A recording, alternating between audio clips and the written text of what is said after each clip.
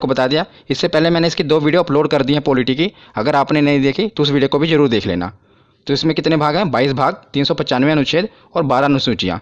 हालांकि अब इसके अनुच्छेद बढ़कर 470 हो गए हैं, पर मूल रूप से ये 395 अनुच्छेद ही हैं। कैसे? क्योंकि 395A, 395B, 395C ऐसे करके ये जुड़कर लगभग 470 हो चुके हैं। पर हमें याद रखना है कि ये 22 भाग, 395 अनुच्छेद और 12 अनुसूचियाँ ही हैं।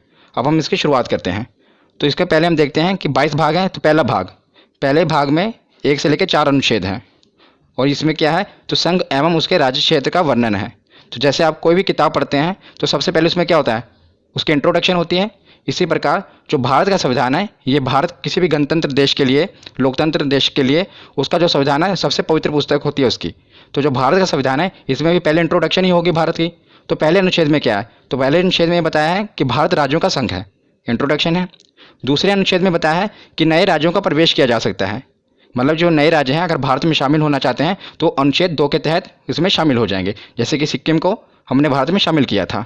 और अनुच्छेद 3 में क्या बताया गया है कि राज्यों के क्षेत्रों और सीमाओं और नामों में परिवर्तन किया जा सकता है, मतलब किसी भी राज्य की अगर सीमा है उसको बढ़ाया घटाया जा सकता है और उसके नाम में परिवर्तन किया जा सकता है। तो ये 3 अनुच्छेद आपको याद रखने हैं, ये इंपॉर्टेंट है पहले भाग में। उसके बाद हम देखते हैं भाग दूसरा। तो भाग दूसरा में 5 से लेकर 11 अनुच्छेद हैं, जिसमें नागरिकता का वर्णन है। बहुत ही इंपॉर्टेंट है, काफ़ी बार पूछा गया है कि नागरिकता का वर्णन किस में है। तो ऑप्शन में ऐसे दिया होता है कि 5 से लेकर 11 अनुच्छेद, 11 से लेकर 16 अनुच्छेद। तो आपको कैसे पता चलेगा कि कौन सा अनुच्छेद है? तो इसे याद करने की बहुत ही अच्छी ट्रिक है। तो इसे आपको कैसे याद रखना है? इसकी ट्रिक है नागपंचमी। नागपंचमी से आप याद रख सकते हैं कि 5 से लेकर 11 अनुच्छेद तक नागरिकता का वर्णन है। कैसे? तो देखिए, नागपंचमी का नाग यानी कि नागरिकता का वर्णन, और पंचमी, तो पंचमी मतलब कि 5 अनुच्छेद से ये शुरू है, 5वें अनुच्छेद से शुरू है ना नागरिकता का वर्णन, 5 से लेकर 11 तक। तो नागपंचमी से आप इसे याद रख सकते हैं कि नागपंचमी जब भी आपके दिमाग में आए तो नागरिकता का नाग और पंचमी मतलब कि 5 से शुरुआत हुई है। उसके बाद हम देखते हैं भाग तीसरा। तो भाग तीसरे में 12 से लेकर 35 अनुच्छेद तक है और इसमें मौलिक अधिकार यानी कि फंडामेंटल राइट्स का वर्णन है। तो इसके ऊपर मैं एक स्पेशल वीडियो बना दूंगा पूरे मौलिक अधिकार के ऊपर, क्योंकि काफ़ी इंपॉर्टेंट है। पर इसमें अभी हमें इतना ही जानना है कि भाग तीसरे में मौलिक अधिकार का वर्णन है। तो मौलिक अधिकार कौन कौन से हैं? जैसे कि समानता का अधिकार हो गया, स्वतंत्रता का अधिकार, शोषण के विरुद्ध अधिकार, धार्मिक स्वतंत्रता का अधिकार, संस्कृति और शिक्षा संबंधी अधिकार और संवैधानिक उपचारों का अधिकार। तो अभी हमें इतना जानना है कि 12 से लेकर 35 तक मौलिक अधिकार हैं। उसके बाद हमें देखना है कि भाग 4A, ये काफ़ी इंपॉर्टेंट है, 4 नहीं इतना, 4A और इसका जो अनुच्छेद है वो 51A। इसमें मौलिक कर्तव्य का वर्णन है कि जैसे कि जो हमारा संविधान बना है, संविधान में हमारी भलाई के लिए बहुत से कानून हैं, पर जनता का भी तो ये फ़र्ज बनता है कि उसके देश के प्रति, तो इसलिए हमारे कुछ मौलिक कर्तव्य भी निर्धारित किए गए हैं। ये मैं कहाँ से ले गया है? तो ये स्रोत है जो है ये रूस से लिया गया है मौलिक कर्तव्य, मैंने आपको पिछली वीडियो में बताया था। जिसके रिलेटेड ये भी पूछा जाता है कि किसकी सिफारिश पर मौलिक कर्तव्य को संविधान में जोड़ा गया, क्योंकि इसे बाद में जोड़ा गया था। तो स्वर्ण सिंह समिति की सिफारिश पर वर्ष 1976 में, याद रखिएगा, वर्ष 1976 में 42वें संविधान संशोधन, मतलब संविधान में अमेंडमेंट किया गया था और 42वें संविधान संशोधन के तहत इसे संविधान में शामिल किया गया था। किसे? मौलिक कर्तव्य को। ये सब कुछ पूछा जाता है कि किस संविधान संशोधन के तहत और कौन सी समिति की सिफारिश पर। तो स्वर्ण सिंह समिति थी और 42वां संविधान संशोधन था। तो 4A के बाद अब हम आगे देखते हैं भाग 5 और भाग 6। इसको साथ ही साथ याद करेंगे, क्योंकि साथ ही साथ इसको आप याद करोगे तो बहुत ही आसानी से याद हो जाएगा। मैं ट्रिक से आपको बताऊंगा। तो भाग 5 में है 52 से लेकर 151 अनुच्छेद और भाग 6 में है 152 से लेकर 237 अनुच्छेद। ये आपको नहीं भी पता होगा तो काम चल जाएगा, क्योंकि मेन क्या पूछा जाता है मैं आगे आपको बताता हूँ। तो भाग 5 में मेन नहीं है राष्ट्रपति के बारे में बताया गया है और भाग 6 में राज्यपाल, क्योंकि दोनों एक ही जैसे हैं। केंद्र में जो भूमिका राष्ट्रपति की होती है वही किसी भी राज्य में भूमिका राज्यपाल की होती है, इसलिए मैं इसको साथ साथ कवर कर रहा हूँ, क्योंकि इस तरह आप पढ़ेंगे तो आपको ज़्यादा देर तक याद रहेगा। तो राष्ट्रपति का सबसे ज़्यादा इंपॉर्टेंट अनुच्छेद 52, इतनी बार एग्जाम में पूछा गया, हर बार शिफ्ट में पूछा ही जाता है कि राष्ट्रपति का पद किस अनुच्छेद में वर्णन है। तो अनुच्छेद 52 में। तो इसको आप याद कैसे करेंगे? तो मैं इसको आपको याद करने का तरीका बताता हूँ। तो इसको याद करने की एक ट्रिक है। देखिए, अगर आप कोई चीज़ इमेज से याद करते हैं ना तो आपके माइंड में ज़्यादा देर तक रहती है, सबकॉन्शियस माइंड में आपके बैठ जाती है और वो चीज़ आप ज़्यादा देर तक याद रख सकते हैं। इसलिए मैं आपको इसे इमेज से याद कराऊंगा। तो आप देख रहे हैं ना, अनुच्छेद 52 है, इसी डिजिट से हमें याद होगा राष्ट्रपति पद के बारे में। देखिए, जो ये 2 देख रहे हैं ना, ये अब 2 ऐसा लग रहा है जैसे किसी के आगे झुका हुआ है, गिड़गिड़ा रहा है। आगे आप देख रहे हैं ये 5 मतलब राष्ट्रपति। जब भी आपके दिमाग, क्योंकि जब भी आपको ये आएगा ना तो ऑप्शन ऐसे आएगा 52, ऑप्शन 53, 54, मतलब 7 वाले आएंगे और आपसे पूछा जाएगा कि राष्ट्रपति पद का वर्णन किस में है। तो आपको देखते ही पता लगना जाना चाहिए कि जो इसके आगे जो 2 है वो आपको ऐसा लग रहा है ना कि झुका हुआ है। और आपको पता है राष्ट्रपति के हाथ में बहुत पावर होती है, वो चाहे तो किसी की फांसी की सजा भी माफ़ कर सकता है। तो जो 2 है वो लग रहा है कि आगे उसके गिड़गिड़ा रहा है और माफ़ी मांग रहा है, और जो 5 है आपको देख रहे हैं ना बैठा हुआ है। तो इससे यह पता लगता है कि जो राष्ट्रपति का पद है अनुच्छेद 52 में, ये एक ट्रिक है जिससे आप इसको याद रख सकते हैं। उसके बाद देखते हैं अनुच्छेद 53। अनुच्छेद 53 में क्या है, राष्ट्रपति का पद है तो उसके पास शक्तियाँ भी होंगी और कार्य भी होंगे। तो अनुच्छेद 53 में शक्ति और कार्य का वर्णन है। उसके बाद देखते हैं अनुच्छेद 54। 54 निर्वाचन, देखिए इसकी राइमिंग बैठी ना, 54 निर्वाचन।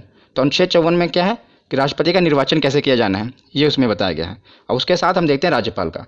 तो राज्यपाल का भी आप साथ ही में याद करिएगा, बस इसमें क्या करना है +1 जोड़ना है। तो जैसे 52 है, 52 में क्या हुआ 53, और जो आपने 1 जोड़ा वो उसके आगे लगा देना है, क्योंकि राष्ट्रपति और राज्यपाल साथ ही साथ चलते हैं। इसीलिए 52 है, 52 में 1 जोड़ देना, 53 के आगे आप 1 लगा देंगे, तो ये राज्यपाल का पद हो गया। और अनुच्छेद 53 में क्या था, शक्ति कार्य, तो इसका अनुच्छेद 154 में शक्ति कार्य, इसमें भी क्या करना है 53 में 1 आपको जोड़ना है, 1 54 हो गया और वही 1 उसके आगे लगा देना है। उसके बाद इसमें 54 में निर्वाचन था, इसमें 55 में निर्वाचन है, 54 में आपको 1 जोड़ना है और वही 1 इसके आगे लगा देना है। तो इन तीनों से आप ये तीनों साथ साथ याद कर रहे हैं, देखा कितनी आसानी तरीके से, और ये सभी 6 के 6 पूछे जाते हैं। आप एक ट्रिक से सबको याद कर सकते हैं। बस आपको क्या करना है, जैसे आपको ये इमेज से याद रहेगा ना राष्ट्रपति पद के बारे में, तो आपको पता हो कि राष्ट्रपति का पद है 52 पे, तो आगे उसकी शक्ति है, उसके बाद निर्वाचन है। तो 52 में आपने 1 जोड़ा, कितना हुआ 53, जो आपने 1 जोड़ा वो उसके आगे लगा देना 153, तो उसमें राज्यपाल का पद है, उसके आगे उसके शक्ति कार्य हैं, उसका निर्वाचन है। इसे आप दोनों याद रख सकते हैं। उसके बाद हम राष्ट्रपति के आगे देखते हैं कि निर्वाचन तो हो गया, और राष्ट्रपति को हटाया कैसे जाएगा, क्योंकि यह तो लोकतंत्र है, मतलब यहाँ पर कोई भी सिक्योर नहीं है, हर आदमी के पीछे कोई ना कोई बैठा है उसको हटाने के लिए। तो अब इसमें देखते हैं अनुच्छेद 61, ये भी काफ़ी बार पूछा गया है, महाभियोग। तो महाभियोग, इसके द्वारा राष्ट्रपति को उसके पद से हटाया जा सकता है, महाभियोग के द्वारा। महाभियोग के बारे में मैं आपको और भी बताता हूँ कि महाभियोग किसी भी सदन में लाया जा सकता है, चाहे राज्यसभा हो या लोकसभा हो। और महाअभियोग लाने से 14 दिन पहले राष्ट्रपति को सूचित करना पड़ता है, मतलब जब भी महाभियोग लाना है उसे 14 दिन पहले राष्ट्रपति को ये सूचित करना पड़ता है कि भाई साहब आप पे महाभियोग लगने वाला है। तो अनुच्छेद 61 के बाद अब हम देखते हैं अनुच्छेद 72, ये भी काफ़ी बार पूछा गया है, क्षमादान। मैंने आपको बताया ना कि राष्ट्रपति के पास ये पावर होती है कि वो किसी को भी क्षमा कर सकता है, तो इसको भी आप कैसे याद करेंगे, बस दो से आपको बस यही इमेज आनी चाहिए कि जो 2 है वो झुका हुआ है और गिड़गिड़ा रहा है, साथ आप देख रहे हैं राष्ट्रपति खड़ा हुआ है, राष्ट्रपति के आगे वो गिड़गिड़ा रहा है कि मुझे क्षमा कर दो, तो इससे आप याद रख सकते हैं क्षमादान। 52 कैसे पता लगता है कि 2, तो आपको पता है कि 2 है आगे, तो मतलब राष्ट्रपति से रिलेटेड है, और उस पर 5 बैठा हुआ है, तो ये राष्ट्रपति का पद है, वो राष्ट्रपति को बैठाया गया है। और 72 में वो खड़ा हुआ है और उसके सामने 2 गिड़गिड़ा रहा है कि मुझे क्षमा कर दो, तो इससे आप नंबरों से खेल सकते हैं। तो उसके बाद हम देखते हैं अनुच्छेद 123, अध्यादेश। ये भी काफ़ी इंपॉर्टेंट है, अध्यादेश। कि अध्यादेश में क्या होता है कि जब लोकसभा और राज्यसभा की बैठक ना चल रही हो और देश में किसी जरूरी कानून की आवश्यकता होती है, तो राष्ट्रपति हस्ताक्षर करके कानून बना सकते हैं, पर मंत्रिमंडल की सिफारिश पर ही वो कानून बना सकते हैं, क्योंकि मतलब मंत्रिमंडल प्रधानमंत्री ही उनकी सिफारिश पर ही ये कानून बनता है। आपको पता होना चाहिए कि भारत में कानून कैसे बनते हैं। आपको पता है 3 स्टेप होते हैं, पहले स्टेप में लोकसभा में वो पारित होना चाहिए, फिर राज्यसभा में, फिर उसके बाद राष्ट्रपति के हस्ताक्षर होने चाहिए। कितने स्टेप हैं, 1 2 3, बस इसी से आप याद भी रख सकते हैं। देखिए 1 2 3, तो 1 2 3 सीधे ही तीनों स्टेप हटा के सीधे राष्ट्रपति के साइन करा के सीधा कानून बन जाता है। मतलब ये ट्रिक हो गई, 1 2 3 3 स्टेप होते हैं, पहला लोकसभा, फिर राज्यसभा, फिर राष्ट्रपति। पर अध्यादेश लाकर क्या किया जाता है, इसको खत्म करके सीधा राष्ट्रपति के हस्ताक्षर कराए जाते हैं और कानून बना दिया जाता है। तो अनुच्छेद 123 के बाद हम देखते हैं अनुच्छेद 143। तो अनुच्छेद 143 में क्या है कि राष्ट्रपति को अगर कानूनी सलाह की आवश्यकता होती है तो वो सीधा सुप्रीम कोर्ट से सलाह ले सकता है। पर आपको यह भी याद रखना है कि ये क्वेश्चन पूछा गया है कि अगर वो सलाह देते हैं तो क्या वो मानने के लिए बाध्य है राष्ट्रपति, तो आपको ये याद रखना है कि वो बाध्य नहीं है। वो मतलब सुझाव ले सकते हैं, पर ये नहीं है अगर उन्होंने कोई सजेशन दे दी सुप्रीम कोर्ट ने तो राष्ट्रपति उस पर बाध्य नहीं है, वो चाहे तो माने या चाहे तो ना माने। तो आपको याद रखना है 143। ये सभी मैं आपको राष्ट्रपति के रिलेटेड बता रहा हूँ, इसलिए मैंने एक हेडिंग में सारे कवर कर दिए कि जो भी राष्ट्रपति से रिलेटेड है और ये राज्यपाल वाले। उसके बाद हम देखते हैं उपराष्ट्रपति, राष्ट्रपति, उपराष्ट्रपति। तो उपराष्ट्रपति का वर्णन है अनुच्छेद 63 में। किसमें, अनुच्छेद 63 में। तो उसमें बताया गया कि एक उपराष्ट्रपति होगा, और अनुच्छेद 64 में क्या बताया गया है कि राज्यसभा के सभापति के रूप में वो कार्य करेगा। तो जो उपराष्ट्रपति होगा, आप देखेंगे जो राज्यसभा का सभापति होता है वह भी उपराष्ट्रपति होता है। और मैं आपको एक इंटरेस्टिंग फैक्ट बताता हूँ कि जो उपराष्ट्रपति होता है उसे अपने पद के लिए कोई तनख्वाह नहीं मिलती, मतलब उसे कोई सैलरी नहीं मिलती, पर जो राज्यसभा में वो सभापति के रूप में कार्य करता है उसके लिए उनको वेतन मिलता है। तो जो उपराष्ट्रपति को अपने पद के लिए वेतन नहीं मिलता, जैसे राष्ट्रपति को वेतन मिलता है उनको पद के लिए, राज्यपाल को मिलता है, पर उपराष्ट्रपति को उनको पद के लिए वेतन नहीं मिलता, बल्कि जो वो राज्यसभा में सभापति के रूप में होते हैं उसके कार्य के लिए उनको वेतन मिलता है। ये आपको याद रखना है। तो हमने राज्यपाल देख लिए, राष्ट्रपति देख लिए, अब हम देखेंगे प्रधानमंत्री और मुख्यमंत्री। ये साथ साथ हम कवर कर रहे हैं। यही होता है कि सिस्टमेटिक वे से पढ़ना, जिससे आप अनुच्छेदों को काफ़ी ज़्यादा देर तक याद रख सकते हैं। तो हम देखते हैं प्रधानमंत्री। तो सबसे पहले हम देखते हैं अनुच्छेद 74, 75, 76, ये तीनों प्रधानमंत्री से रिलेटेड हैं। तो इसे आप याद कैसे रखते हैं? पहले तो आपको पता होना चाहिए कि जो प्रधानमंत्री होते हैं, अनुच्छेद 74 में जो मंत्रिमंडल होता है, ये राष्ट्रपति की सहायता के लिए बनाया होता है। मतलब राष्ट्रपति की सहायता के लिए मंत्रिमंडल का गठन किया जाता है, पर जो इसके हेड होते हैं वो प्रधानमंत्री होते हैं। जैसा कि आपको पता है कि भारत में जो राष्ट्रपति हैं वो तो नाम मात्र मुखिया हैं। ज़्यादातर पावर किसके हाथ में है? तो प्रधानमंत्री के हाथ में है। पर राष्ट्रपति की सहायता के लिए मंत्रिमंडल का गठन किया जाता है और इसके हेड प्रधानमंत्री होते हैं। तो 74, 75 लगातार ही हैं। और 75 के बाद हम देखते हैं 76। 76 में महान्यायवादी। तो महान्यायवादी कौन होते हैं? तो राष्ट्रपति द्वारा महान्यायवादी की नियुक्ति की जाती है। महान्यायवादी एक विधि अधिकारी होता है, मतलब सीधे शब्दों में आपको बताऊं तो ये कानूनी विशेषज्ञ होते हैं जो भारत सरकार को कानूनी सलाह देते हैं। तो जैसे राष्ट्रपति सुप्रीम कोर्ट से सलाह लेते हैं, इसी प्रकार महान्यायवादी होते हैं जिन्हें राष्ट्रपति नियुक्त करता है, पर जो सिफारिश होती है मंत्रिमंडल, मतलब प्रधानमंत्री की सिफारिश पर ही राष्ट्रपति नियुक्त करते हैं और ये कानूनी सलाह देते हैं प्रधानमंत्री को। तो तीनों आपको याद रखने हैं। सबसे पहले तो 74 में मंत्रिमंडल, 75 में प्रधानमंत्री उसके हेड और 76 में कानूनी सलाह ले सकते हैं।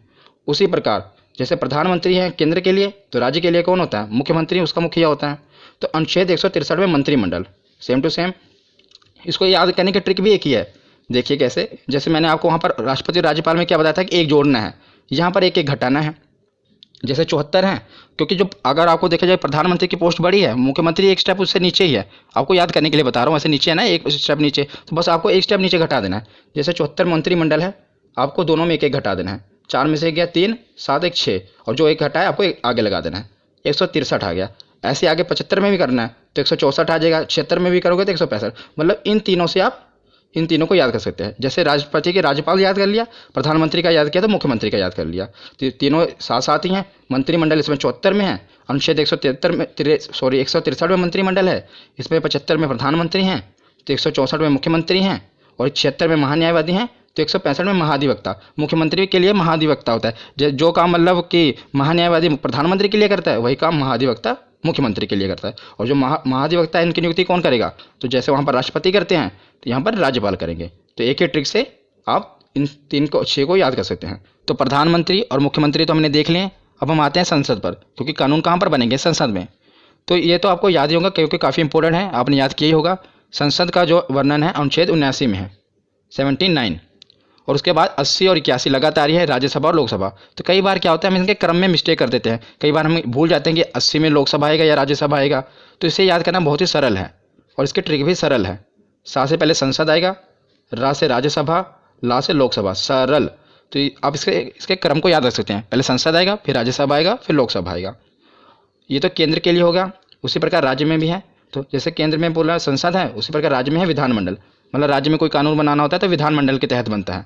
तो विधानमंडल, और विधानमंडल में क्या होता है? विधानसभा और विधान परिषद। ज़्यादातर विधानसभाएं होती हैं और बस केवल 6 राज्य ही हैं जहाँ पर विधान परिषद है। मैं आपको बताऊँगा। ज़्यादातर हर जगह मतलब ज़्यादातर राज्यों में विधानसभा है। तो इसे आप याद कैसे करेंगे? जैसे हमने प्रधानमंत्री मुख्यमंत्री को किया, मतलब प्रधानमंत्री एक स्टेप ऊपर होता है, मुख्यमंत्री नीचे। उसी प्रकार केंद्र तो ऊपर है ना और राज्य नीचे। तो इसको भी ऐसे, मतलब ट्रिक बता रहा हूँ आपको, तो इसको भी ऐसे ही घटाना है। 79 है, आपको एक एक घटा देना है। कितना? 9 में से गया 1 8 और 7 में से गया 6, और जो एक घटा है एक आगे लगा देना है। तो 168 वहाँ पर संसद, यहाँ पर 168। एक ही ट्रिक से देखो आप सब याद कर रहे हैं, संसद का वर्णन और यहाँ पर विधानमंडल में। उसके बाद हम देखते हैं लोकसभा। तो लोकसभा 81 है, 81 में भी आपको 11 घटा देना है। 1 में गया 0, 8 में से गया 7, और आगे एक जो घटा है लगा देना है 170। तो वहाँ पर लोकसभा और यहाँ पर विधानसभा, इसको भी आप याद कर सकते हैं। तो विधानसभा के बाद ये है विधान परिषद। ये मतलब हर जगह नहीं है, सिर्फ केवल 6 राज्यों में है। तो 6 राज्यों में है। ये भी कई बार पूछ लिया जाता है कि बताओ कि विधान परिषद किन किन राज्यों में है। तो इसकी भी एक ट्रिक है। इसकी ट्रिक है टीबी, जुकाम। क्या? टीबी और जुकाम। इससे आप याद रख सकते हैं कि कहाँ कहाँ पर विधान परिषद है। टी से जैसे हो गया तेलंगाना, बी से हो गया बिहार, तेलंगाना और बिहार। जे से जम्मू कश्मीर। तो ये जम्मू कश्मीर पहले था, लेकिन अब जब से ये केंद्र शासित प्रदेश बन गया है तो यहाँ पर विधान परिषद खत्म कर दी गई है। और ये पूछा जाता है कि किस राज्य में विधान परिषद खत्म कर दिया गया है, तो याद रखिएगा अब तो केंद्र शासित बन गया ना, तो जम्मू कश्मीर। तो ये आप ट्रिक है, इसलिए मैंने आपको पूरा बता दिया, पर आपको ये भी याद होना चाहिए कि जे अब खत्म हो चुका है। यू से उत्तर प्रदेश, के से कर्नाटक, ए से आंध्र प्रदेश और एम से महाराष्ट्र। आंध्र प्रदेश भी अब जो है अपनी विधानसभा में उसने ये प्रस्ताव पारित किया है कि हमारे यहाँ विधान परिषद को ख़त्म कर दिया जाए, पर अभी वर्तमान में ख़त्म नहीं हुई है। तो कि 6 राज्यों में अभी भी है, पहले तेलंगाना, बी से बिहार, जम्मू कश्मीर खत्म हो गया, तो 1 2, यू से उत्तर प्रदेश 3, के से कर्नाटक 4, ए से आंध्र प्रदेश 5 और एम से महाराष्ट्र 6। तो मैंने आपको विधान परिषद भी बता दिए क्योंकि ये भी पूछे जाते हैं। तो हमने संसद को भी कवर कर लिया ट्रिक से, और विधानमंडल, विधानसभा और विधान परिषद को भी कवर कर लिया। तो संसद के कुछ और भी अनुच्छेद हैं जो पूछे जाते हैं, मैंने साथ ही कवर कर दिए, उसे भी देख लेते हैं। तो हम आते हैं अनुच्छेद 100 पे। कई बार पूछा गया अनुच्छेद 100 में किसका वर्णन है? निर्णायक मत। निर्णायक मत क्या होता है कि मतलब कि अगर यदि लोकसभा में किसी मुद्दे पर वोटिंग हो रही है और जो वोटिंग है वो बराबर हो जाए, यानी कि निर्णय ना हो पा रहा हो, तो उस समय क्या होता है कि अध्यक्ष महोदय अपना निर्णायक मत देंगे। तो अध्यक्ष महोदय जिस पे अपना मत दे देंगे उसे ही पारित कर लिया जाएगा। मान लीजिए कि वो हाँ के पक्ष में अपनी वोट दे रहे हैं तो कानून को पारित कर दिया जाएगा, ना के पक्ष में अपनी वोट दे रहे हैं तो कानून को पारित नहीं किया जाएगा।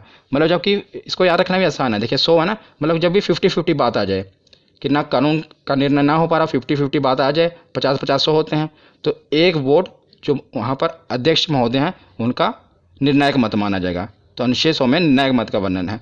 100 के बाद देखते हैं अनुच्छेद 108। तो अनुच्छेद 108 में संयुक्त अधिवेशन कब बुलाया जाता है मैं आपको बताता हूँ। मान लीजिए लोकसभा में कोई चीज़ पे बिल पर बहस चल रही है और कोई निर्णय नहीं लिया जा पा रहा है, तो क्या किया जाता है कि लोकसभा में बिल अटका पड़ा है और राज्यसभा में भी अभी पहुंचा नहीं, तो लोकसभा और राज्यसभा के दोनों की संयुक्त अधिवेशन बुलाया जाता है। ये राष्ट्रपति बुलाते हैं जब वो बहुत ही मतलब जरूरी हो कानून बनाना, तो लोकसभा और राज्यसभा दोनों को बुलाया जाता है, इसलिए संयुक्त अधिवेशन किसमें है? 108 में। उसके बाद देखते हैं अनुच्छेद 110 और अनुच्छेद 117 दोनों आपको याद रखने हैं। 110 में धन अधिवेशन और 117 में वित्त विधेयक। इसको धन विधेयक भी कहते हैं, धन विधेयक और वित्त विधेयक। ये काफ़ी कन्फ्यूजिंग है, धन विधेयक और वित्त विधेयक कई बार पूछे गए हैं। मतलब इसका पूछा क्या जाता है, इसकी डेफिनेशन पूछी जाती है, इसमें होता क्या है ये भी पूछा जाता है कि 10 में क्या है। पहले तो आप याद रखें 10 और धन। 110 में धन अधिवेशन और 117 में विधेयक, धन विधेयक और वित्त विधेयक। तो धन विधेयक क्या होता है, सरल भाषा में आपको बताता हूँ कि सरकार की धन लाने की प्रक्रिया को धन विधेयक कहते हैं। मतलब सरकार की धन जुटाने की प्रक्रिया को धन विधेयक कहते हैं और जुटाए हुए धन को विकास पर खर्च करने की प्रक्रिया को वित्त विधेयक कहते हैं। ये सरल शब्दों में है। और अब मैं आपको थोड़ा और इसको डिफाइन करूं तो जैसे आपको पता है विधेयक 2 प्रकार के होते हैं, धन विधेयक और वित्त विधेयक। धन विधेयक सबसे पहले लोकसभा में प्रस्तुत किया जाता है, ये आपको याद रखना है कि सबसे पहले से कहाँ प्रस्तुत किया जाता है, लोकसभा में प्रस्तुत किया जाता है। और धन विधेयक होता क्या है, जब सरकार को टैक्स से रिलेटेड कोई बिल लाना है, मतलब टैक्स घटाना है, बढ़ाना है, तो उसे धन विधेयक कहेंगे। और सरकार को बोरोइंग यानी कि कर्ज लेना है, तो जो बिल होगा, जो कर्ज लेने के लिए जो बिल पेश किया जाएगा उसे धन विधेयक कहेंगे। मतलब धन जुटाना ही है ना, बोरोइंग करना, कर्ज लेना है। और जो उस कर्ज लिए हुए धन को, मतलब जो भी सरकार ने धन जुटाया है उसको खर्चा करना है, पुल बनाना है, सड़कें बनानी है, तो वो वित्त विधेयक में होगा। तो याद रखिएगा धन विधेयक और वित्त विधेयक ये दोनों साथ साथ हैं। 110 में धन विधेयक है और 117 में वित्त विधेयक है। उसके बाद हम देखते हैं 112 बजट। 12 देखिए, इसको राइमिंग से आप याद सकते हैं, 12 बजट 2 बार बोलेंगे, याद रहेगा। अनुच्छेद 112 बजट। ये भी आपको बजट पता ही होगा कि एक साल का पूरा मतलब जो लेखा जोखा होता है सरकार की, यहाँ पर खर्च करेगी, कहाँ से इनकम आएगी, सब बजट में पेश किया जाता है। मतलब उसमें और 112 के बाद है अनुच्छेद 116। तो जब सरकार बजट पेश करती है तो कई कुछ खर्चे उसमें रह जाते हैं, जो कुछ खर्चों का वर्णन है फिर सरकार बाद में क्या कहते हैं, ये तो नहीं करेगी, बाद में 1 साल के बाद फिर बजट आएगा तब पेश करेगी। बीच में ही बजट से नहीं होता, उसके बीच में ही अलग से बिल के रूप में लाकर संक्षेप में एक बिल पास करा लिया जाता है, जिसे लेखानुदान कहते हैं। तो इस पहले बजट पेश होगा, बजट में अगर मतलब कुछ रह गया, कुछ खर्चे का वर्णन नहीं है, तो लेखानुदान में अनुच्छेद 116। तो आपको ये याद रखना है। उसके बाद हम देखते हैं, अब हमने प्रधानमंत्री, मुख्यमंत्री, राज्यपाल, उपराज्यपाल सब कवर कर लिए। अब हम आते हैं सुप्रीम कोर्ट, हाई कोर्ट पर। संसद भी हो गया कवर। इस प्रकार आपको पढ़ते जाना क्रम वाइज, इससे आपको याद रहेंगे। अब सुप्रीम कोर्ट और हाई कोर्ट को देखते हैं। तो 124 में सुप्रीम कोर्ट का गठन होगा और 131 में सुप्रीम कोर्ट के अधिकार हैं। तो 124 में क्या है, सुप्रीम कोर्ट का गठन होगा भारत में, और 131 में सुप्रीम कोर्ट के अधिकार हैं, और 148 में CAG की नियुक्ति। तीनों आपको याद रखने हैं, तीनों सुप्रीम कोर्ट से रिलेटेड मैंने पहले उठाए हैं। 124, 131 और 148। पहले सुप्रीम कोर्ट का गठन होगा। 131 में बताया कि सुप्रीम कोर्ट की क्या पावर है, कहाँ कहाँ उसका अधिकार क्षेत्र है। और 148 में है कि क्या की नियुक्ति। तो क्या होता है, क्या की फुल फॉर्म है कंट्रोलर एंड ऑडिटर जनरल, और इसकी नियुक्ति भी राष्ट्रपति द्वारा ही की जाती है। इनका काम क्या है कि सरकार द्वारा जो भी खर्चा किया गया, व्यय किया गया है, उसका लेखा जोखा करना है कि सरकार ने जो खर्चा किया, जो घोटाले वगैरह होते हैं कहाँ से पता चलते हैं, वो कैग की रिपोर्ट से ही पता चलता है। जैसे 2G घोटाला होगा, जो भी घोटाले, स्पेक्ट्रम घोटाला हुआ, ये कैग ही रिपोर्ट अपनी पेश करती है, उसी द्वारा ये सब उजागर होता है कि कहाँ पर कितना घोटाला हुआ।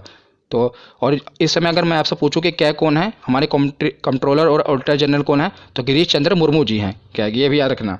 उसके बाद हम देखते हैं, हमने सुप्रीम कोर्ट देख लिया, 1, 2, 4 और 2, 1, 4 हाई कोर्ट है। 1 2 4 सुप्रीम कोर्ट है और 2 1 4, ऐसे आप पढ़ेंगे तो याद रहेगा। 2-3 बार वीडियो को देख लेना, आपको पूरा कभी भूलेगा नहीं। तो अनुच्छेद 2 1 4 क्या है कि इसमें बताया गया कि राज्य में एक हाई कोर्ट जरूर होगा, और अनुच्छेद 2 1 6 में बताया गया है कि हाई कोर्ट का गठन करना है। पहले बताया कि राज्यों के लिए हाई कोर्ट होगा, और इसमें 216 में क्या है कि हाई कोर्ट का गठन करना है, कैसे होगा वो बताया गया है।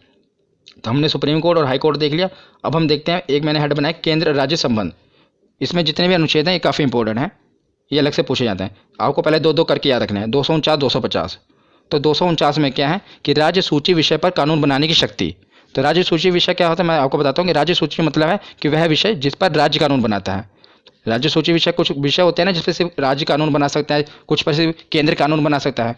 पर जो राज्य सूची विषय है इसमें सिर्फ राज्य कानून बनाता है, पर और मतलब कि विधानमंडल में कानून बनता है, वहाँ यहाँ केंद्र द्वारा बनाया गया तो संसद में बनता है, और मतलब राज्य का विधानमंडल में बनता है। पर कुछ विषय हैं जिस पर संसद भी कानून बना सकती है, उसे अनुच्छेद 249 में रखा गया है कि जो कुछ विषय हैं जिस पर क्या है केंद्र भी कानून बना सकते हैं। और 250 में क्या है कि आपातकाल के दौरान, जब आपातकाल इमरजेंसी लग जाए, उस दौरान भी राज्य सूची के कुछ विषयों पर कानून बनाने की शक्ति केंद्र के पास है। तो दोनों याद रखिएगा, 249 और 250। 250 में आपातकाल के दौरान और 249 मतलब नॉर्मल टाइम पे। उसके बाद देखते हैं 262। कई बार ये पूछा गया है नदी जल विवाद। नदी जल विवाद का वर्णन किसमें, 262। कई बार आप देखते हैं ना कि दो राज्यों के बीच में नदी के जल पर विवाद हो जाता है। जैसे कि अब कोई भी नदी है, वो एक ये तो नहीं देखेगी कि यूपी यहीं पर रुक जाएगी, वो आगे भी दूसरे राज्य में जाती है ना, तो उसके पानी के लिए विवाद हो जाता है कि कितना पानी। तो एक राज्य मान लो बांध बना लेता है, वो पानी रोक लेता है, तो दूसरा राज्य विवाद खड़ा कर देता है कि हमें पानी प्रॉपर नहीं मिल रहा। तो ये नदी जल विवाद का निपटारा किस में होता है, तो इसका 262 में वर्णन किया गया है। कौन सा अनुच्छेद है, 262। और 262 और 263 आपको साथ में याद रखने हैं। 263 में क्या, अंतर्राज्यीय परिषद, मतलब अंतर्राज्यीय विवाद इसमें है कि दो राज्यों के बीच कोई विवाद हो जाए तो उसे कैसे सुलझाना है, और उस पर संसद कानून बना सकती है। याद रखना, इसमें भी संसद कानून बना सकती है। तो 262 में नदी जल विवाद है और 263 में अंतर्राज्यीय परिषद है। उसके बाद आते हैं 280, ये भी काफ़ी इंपॉर्टेंट है, वित्त आयोग। तो 280 में क्या है, वित्त आयोग है। तो वित्त आयोग का काम क्या है, केंद्र और राज्यों के बीच जो कर का वितरण करना है, जो टैक्स है उसका वितरण करना है केंद्र और राज्य के बीच में। इसमें 15वां वित्त आयोग चल रहा है, याद रखिएगा। और जो 15वें वित्त आयोग है इसके अध्यक्ष कौन है, तो इसके अध्यक्ष हैं एन के सिंह। इंपॉर्टेंट है, याद रखिएगा। जो वित्त आयोग है इसके अध्यक्ष कौन है, तो एन के सिंह है, और 15वां वित्त आयोग है। उसके बाद हम चलते हैं 312। तो 312 अनुच्छेद में क्या है, आर्टिकल में अखिल भारतीय सेवा। अखिल भारतीय सेवा का दिन क्या क्या आता है, आपको पता होगा, 3 चीज़ें आते हैं, एक IAS, एक IPS और एक IAFS। और ज़्यादा जोर देना IAFS पे, क्योंकि यहीं पर आपसे गलती होगी। क्या गलती होगी, क्वेश्चन ये आया था कि अखिल भारतीय सेवा में निम्नलिखित कौन सी सेवाएं आती हैं। तो आपको 4 ऑप्शन दिए हैं, एक IAS, एक IPS, एक IAFS, और IAFS 2 बार दिया होगा, मतलब फुल फॉर्म दी होगी। एक IAFS की फुल फॉर्म होती है इंडियन फॉरेस्ट सर्विस, और एक होती है इंडियन फॉरेन सर्विस। तो याद रखिएगा, जो ये वाला IAFS है उसमें है इंडियन फॉरेस्ट सर्विस, कौन सा, वन विभाग वाला। तो यह बहुत इंपॉर्टेंट है, क्वेश्चन भी पूछा गया, इसलिए मैं आपको बता रहा हूँ कि जो अखिल भारतीय सेवा में ये जो IAFS आ रहा है ये इंडियन फॉरेस्ट सर्विस वाला है, ना कि फॉरेन सर्विस वाला, ये आप याद रखिएगा। उसके बाद आते हैं 315। तो संघ एवं राज्य के लिए लोक सेवा आयोग, मतलब कि जो UPSC के एग्जाम होते हैं, आपको पता नहीं UPSC का वर्णन किस में है, 315 में। राज्य संघ के लिए मतलब केंद्र के लिए, और राज्य के लिए PCS, कई राज्यों में इसका PSC भी कहा जाता है और PCS। तो इसका वर्णन कहाँ पर है, अनुच्छेद 315 में। 312 में अखिल भारतीय सेवा, जिसमें 3 सेवाएं आती हैं, और 315 में UPSC का। तो केंद्र और राज्य के बाद अब हम आते हैं, हमने संसद भी देख लिया, प्रधानमंत्री मुख्यमंत्री सब कुछ हो गए। अब आते हैं निर्वाचन में, मतलब चुनाव भी तो होने जरूरी है, तभी तो ये सब चुने जाएंगे। तो निर्वाचन आयोग, तो अनुच्छेद 324 के तहत निर्वाचन आयोग का गठन किया गया, इलेक्शन कमीशन का, किसके तहत, 324। तो उसके बाद आते हैं राजभाषा, और अनुच्छेद 343 के तहत हिंदी हमारी राज्य भाषा है। याद रखिएगा, राज्य भाषा कहा है मैंने, राष्ट्रभाषा नहीं। अनुच्छेद 343 के तहत हिंदी जो हमारी है राजभाषा है, और कौन सी लिपि, तो देवनागरी लिपि है। उसके बाद ये है सबसे मोस्ट इंपोर्टेंट, आपातकाल, हर बार पूछे जाते हैं एग्जाम में, और तीनों याद करने में बहुत ही सरल हैं। 352, उसमें 4 जोड़ा 356, उसमें 4 जोड़ा 360, 52 4 56 4 60। तो 352 में क्या है, राष्ट्रीय आपातकाल। तो 352 में क्या है, राष्ट्रीय आपातकाल। जब देश में, जब राष्ट्रीय आपातकाल कब लगता है, जब देश में दूसरे देश से युद्ध हो जाए, और या कोई आंतरिक विद्रोह हो जाए पूरे अपने भारत में, देश में आंतरिक विद्रोह बड़े पैमाने पर हो जाए, तब राष्ट्रीय आपातकाल लगा दिया जाता है। गांधी के समय भी लगा था, इमरजेंसी लगी थी ना। तो जब देश में दूसरे देश से या तो युद्ध हो रहा हो, जैसे चाइना के साथ युद्ध हो, उस समय इमरजेंसी लगी थी, या पूरा आंतरिक विद्रोह हो गया हो बड़े पैमाने पर, तब राष्ट्रीय आपातकाल लगता है। और 352 के बाद 356 में क्या है, राष्ट्रपति शासन। जब किसी राज्य की मतलब संसदीय व्यवस्था पूरी तरह खत्म हो जाए तो वहाँ पर राष्ट्रपति शासन लग जाता है। और किसी राज्य की सरकार भी गिर जाए और जब तक चुनाव ना, तब भी आपको पता है राष्ट्रपति शासन लगा दिया जाता है। तो 52 में राष्ट्रीय आपातकाल पूरे भारत में, और 56 में राष्ट्रपति शासन, और 56 के बाद आता है 360 वित्तीय आपातकाल। तो वित्तीय आपातकाल क्या है? जब देश की इकोनॉमिकल कंडीशन, आर्थिक जो व्यवस्था है वो बहुत ख़राब हो जाए, तब वित्तीय आपातकाल लग जाता है। पर याद रखिएगा, अभी तक भारत में एक बार भी वित्तीय आपातकाल नहीं लगा है। तो आपसे एक क्वेश्चन पूछा जा सकता है कि बताइए कि निम्नलिखित में से कौन सा आपातकाल अभी तक नहीं लगा है? तो याद रखिएगा 360 में जो है वित्तीय आपातकाल भारत में अभी तक नहीं लगा है। राष्ट्रपति शासन तो बहुत बार लग चुका है और राष्ट्रीय आपातकाल भी लग चुका है, लेकिन अभी तक वित्तीय आपातकाल नहीं लगा है। उसके बाद हम सकते हैं कि संविधान तो बन गया, लेकिन संविधान में संशोधन भी होना जरूरी है कि नए, अगर मान लो कोई बदलाव करना है वो भी तो जरूरी है। और मैंने पिछली वीडियो में जो संविधान के स्रोत हैं, मतलब कहाँ कहाँ से संविधान लिया गया है, पूरा स्पेशल आपको ये बताया कि जो संविधान का संशोधन है कहाँ से लिया गया था, आपको याद होगा। तो अगर आपने पिछली वीडियो देखी होगी तो साउथ अफ्रीका से लिया गया था कि संविधान में संशोधन किया जाना है। तो आपने अगर वो वीडियो नहीं देखी तो देख लेना। तो अनुच्छेद 368 में है कि संविधान में संशोधन किया जा सकता है। इसका वर्णन किस में है? अनुच्छेद 368, 326, 628, 368 में। अब कुछ लास्ट बच्चे हैं, अन्य महत्वपूर्ण है, इससे भी हम पढ़ लेते हैं क्योंकि बाकी सब हेड के अंदर थे। मैंने राष्ट्रपति के अंदर कुछ था, कुछ मुख्यमंत्री के, ये कुछ बचे हुए थे और ये पूछे गए, इसलिए मैंने इसे अलग से कवर कर लिया। बस लास्ट ही है। तो अनुच्छेद 17 में है अस्पृश्यता का अंत, मतलब कि छुआछूत का अंत। ये किस में है? अनुच्छेद 17 में, आर्टिकल 17। उसके बाद आता है अनुच्छेद 29। तो 29 में क्या है? अल्पसंख्यक हितों का संरक्षण। काफ़ी बार पूछा गया है कि प्रोटेक्शन ऑफ माइनॉरिटी, अल्पसंख्यक हितों का संरक्षण किस में है? तो अनुच्छेद 29 में है। तो इसे आप कैसे याद रख सकते हैं? बस उन्हीं नंबरों से खेलिए। 29 दोगी में तो मैंने आपके दिमाग में फिट कर दी। क्या है कि आदमी गिड़गिड़ा रहा है, झुका हुआ है। देखिए, जब तक अल्पसंख्यक थे पहले उनके लिए कोई कानून नहीं था, बेचारे झुके हुए थे। तो जैसे उनके लिए कानून आया वो खड़े हो गए थे। नो क्या बता रहा है आपको कि वो पूरा एकदम सीना तान के खड़ा है, पहले गिड़गिड़ा रहे थे। तो ये इससे मतलब अनुच्छेद जो 29 है अल्पसंख्यक के हितों का संरक्षण करने के लिए है। नंबर से आप खेलिए, इससे आपको याद रहेगा। 29 के बाद देखते हैं अनुच्छेद 40। 40 में क्या है कि पंचायत राज प्रणाली, इसका वर्णन अनुच्छेद 40 में है। अब लास्ट में देखते हैं अनुच्छेद 32, मोस्ट इंपोर्टेंट है। क्यों इंपोर्टेंट है मैं आपको बताता हूँ। अनुच्छेद 32 के पहले ये जान लेते हैं। तो संवैधानिक उपचारों का अधिकार, और इसे heart and soul of Indian constitution भी कहा जाता है। Heart and soul of Indian constitution इसे क्यों कहा जाता है? तो अनुच्छेद 32 में ये कहा गया है, अगर किसी भी आदमी का, चाहे आम आदमी हो, और उसके अगर फंडामेंटल राइट्स यानी कि मौलिक अधिकारों का हनन हो रहा हो, तो सीधा इसके लिए वो केस सुप्रीम कोर्ट में फाइल कर सकता है। तो इसके खिलाफ मतलब केस में कहाँ डायरेक्ट सुप्रीम कोर्ट में जा सकता है अगर उसके मौलिक अधिकारों का हनन हो रहा हो। इसलिए इसे heart and soul of Indian constitution कहा गया है। किसे?